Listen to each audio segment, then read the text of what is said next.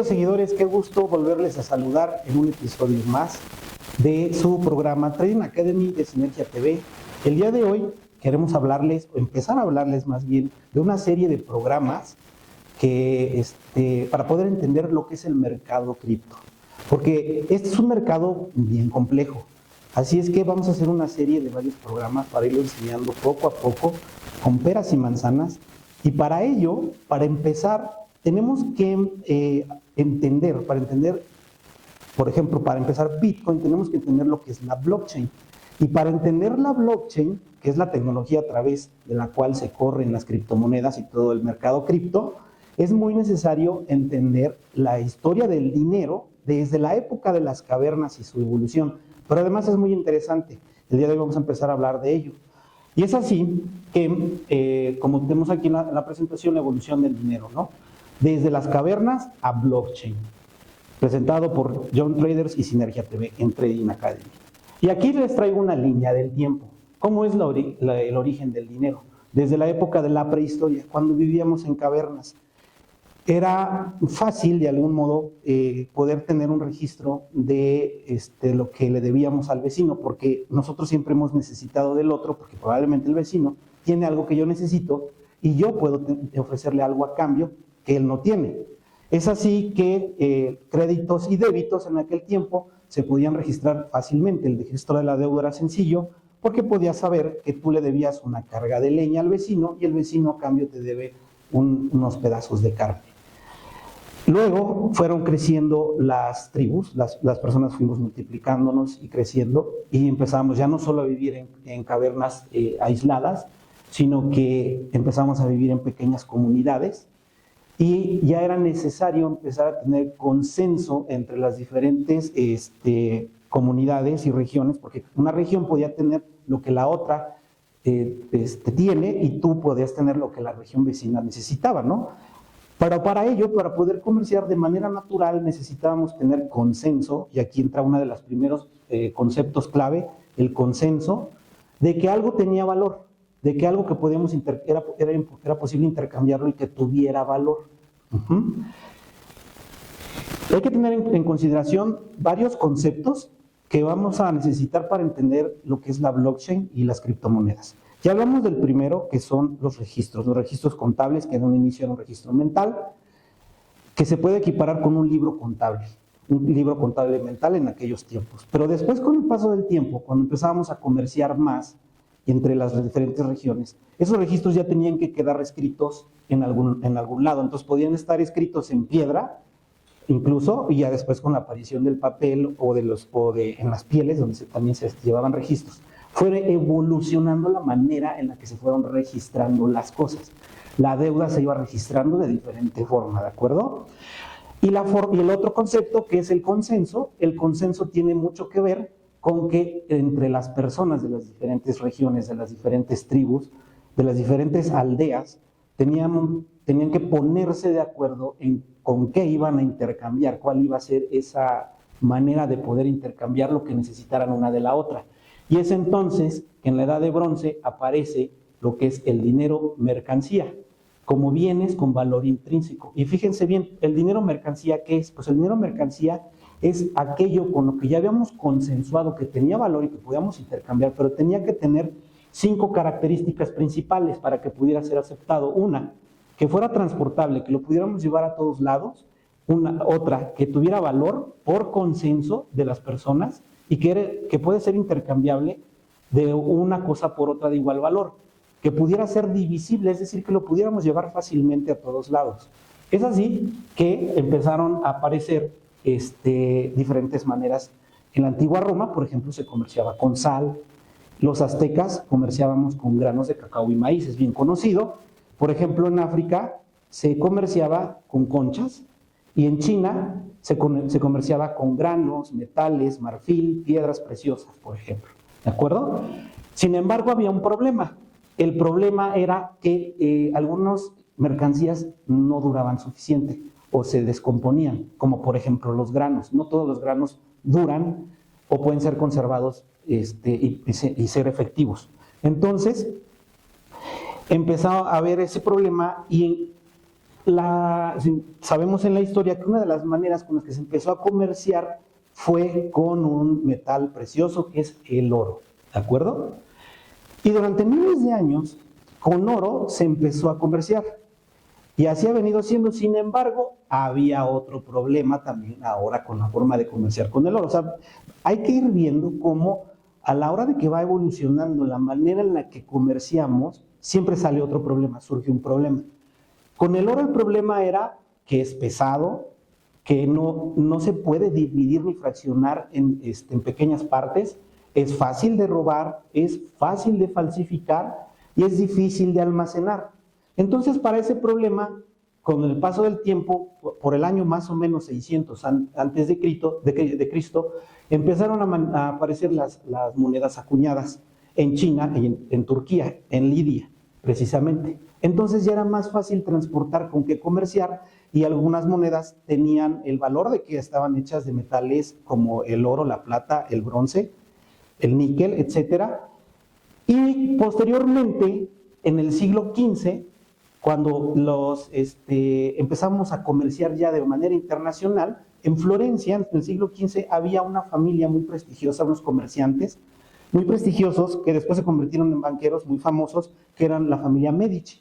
La familia Medici era de gran prestigio porque ellos comerciaban vino, pieles, etcétera, con diferentes países, y su promesa de pago la hacían en un papel, y ellos eran prestigiosos porque eran muy buenos pagadores. Es así que con el tiempo se empiezan a dar cuenta que la deuda, y es a partir de entonces se dan cuenta que la deuda tiene valor. Fíjense bien, esto es muy importante también tener en cuenta.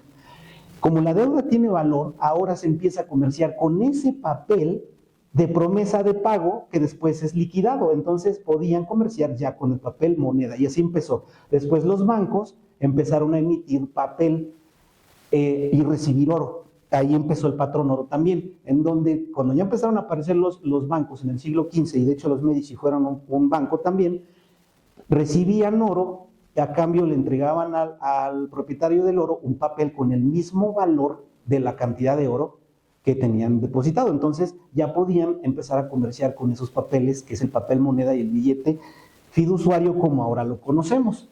¿De acuerdo? Bien, ahora, el dinero moderno y su crisis, el patrón oro al dinero fiat. Como les comenté, el patrón oro fue utilizado por muchos años para poder comerciar. Sin embargo, este patrón oro también empezó a tener un problema, que los gobiernos empezaban a emitir, nadie puede controlar la cantidad de billetes que se emiten por los bancos centrales.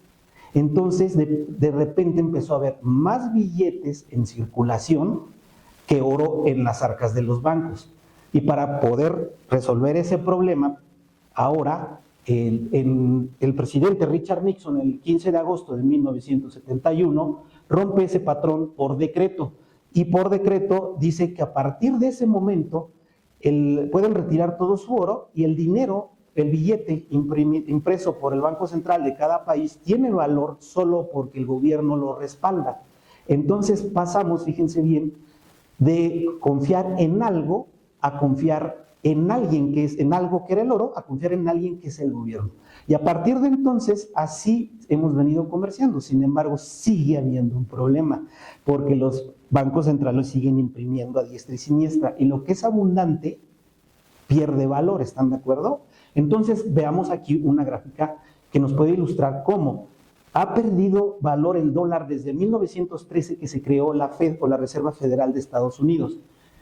El 97%, y aunque no lo crean, eso ustedes lo pueden buscar y googlear para que vean que no les miento, ha perdido el 97% de su valor desde 1913 al día de hoy. Porque si se dan cuenta, en 1913, con $1 se podían comprar alrededor de 10 hogazas de pan, por ejemplo, y el día de hoy con $1 solo, con trabajos compras solo una hogaza de pan. Y sin hablar, por ejemplo, de monedas de otros países que se han devaluado más del 90%, incluso en 2 años, como es el caso de Venezuela. Entonces, y esto es por ese problema. Y para solucionar ese problema, se ha tenido que buscar otra solución. ¿Apareció el dinero digital? Sí, empezó a aparecer el dinero digital, pero el dinero digital tiene registros digitales privados en los bancos. Nadie más puede saber más que los bancos quién le paga a quién y cuánto dinero hay en cada cuenta.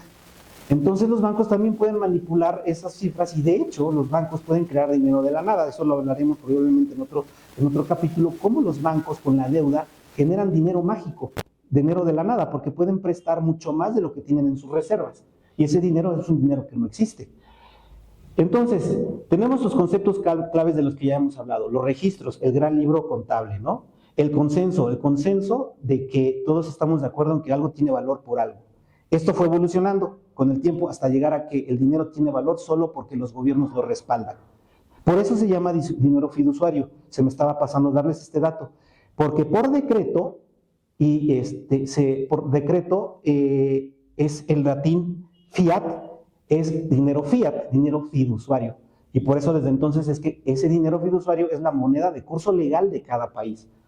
Y que tenía que tener valor. El dinero vale porque todos creemos que vale. La confianza. Este es el otro concepto que debemos de tener en consideración para entender el mercado cripto. La confianza. Entonces, volvemos a recapitular esos tres conceptos. Que es el consenso de que algo tiene valor, los libros contables o los registros y la confianza. Aquí le vamos a dejar hasta este momento y en el siguiente segmento les voy a platicar algo de lo que se está hablando en los últimos días bastante, que es acerca de por qué el mundo cripto ha venido bajando tanto, sobre todo, no solo en el último año, sino en las últimas semanas. Así es que no te vayas, quédate porque continuamos en el siguiente segmento que es Sinergia TV.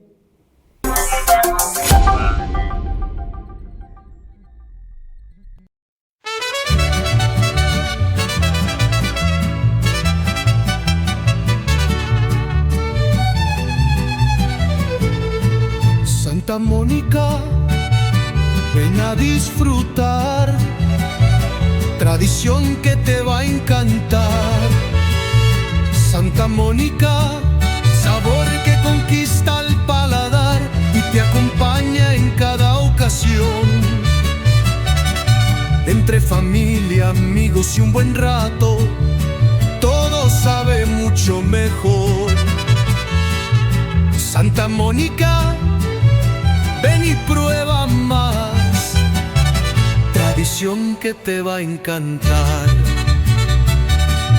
Cada platillo tiene un gran sabor, momentos que son mejor. Santa Mónica sabe ahogar.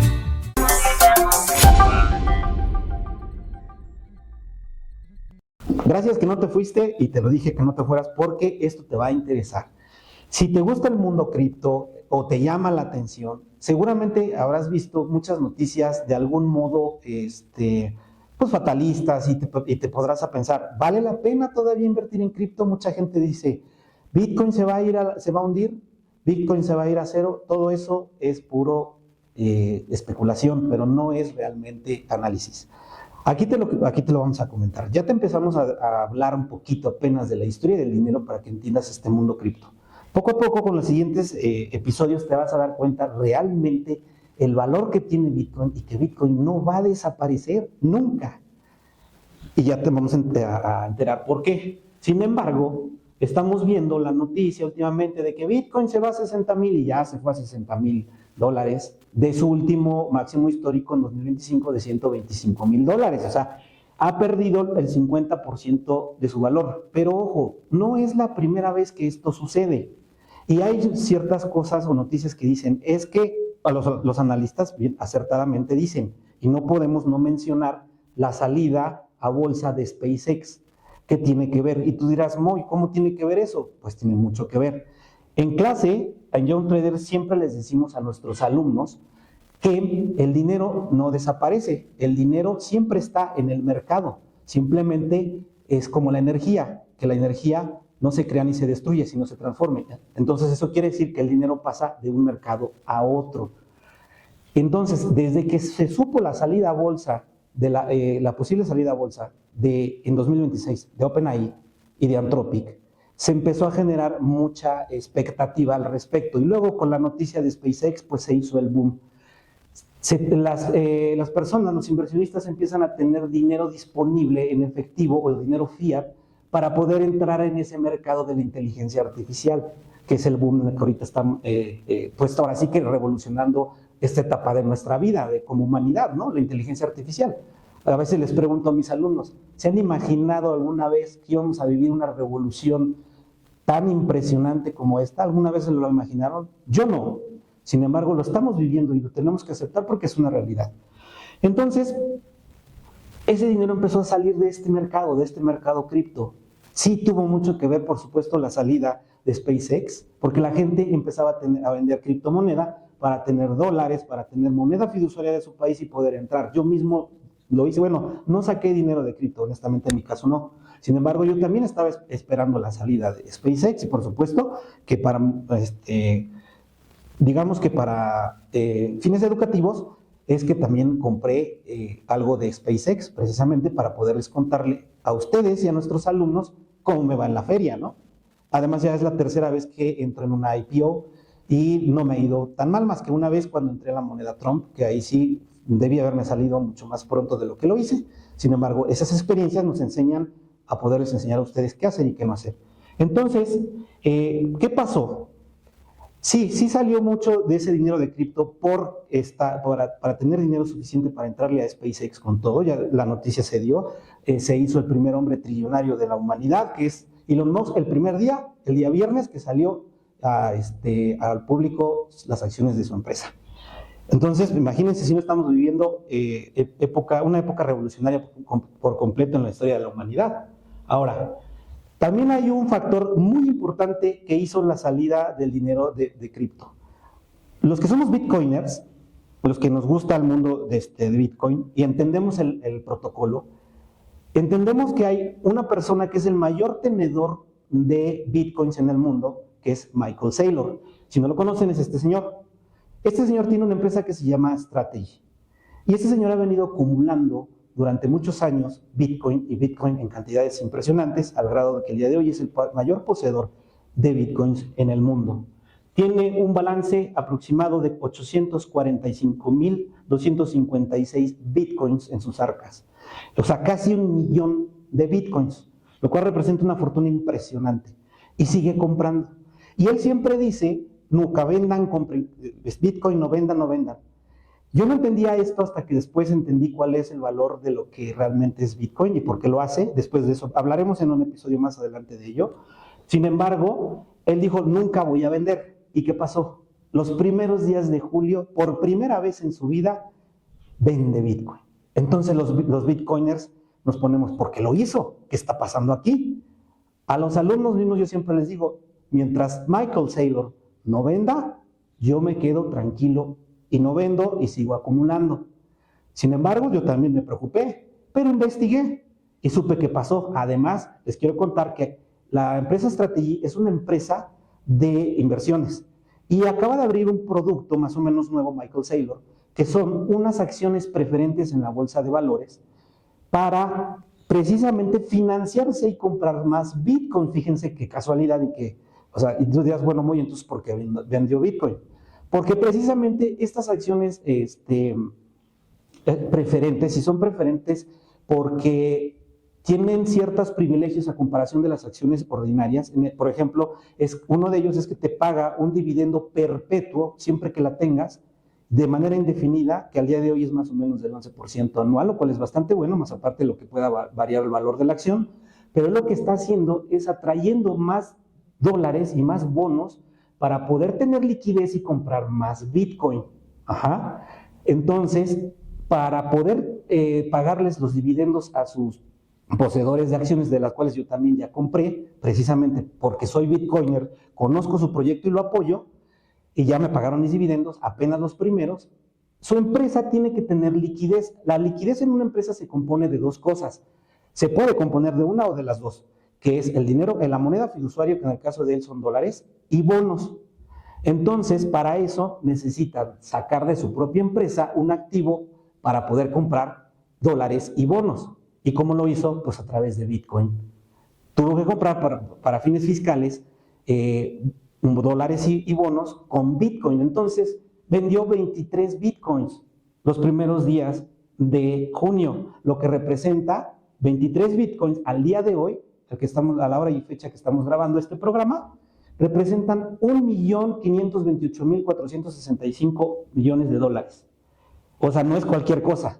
Sin embargo, si esto lo comparas con 840, o sea, casi 1 millón de bitcoins, no es nada, 23 bitcoins.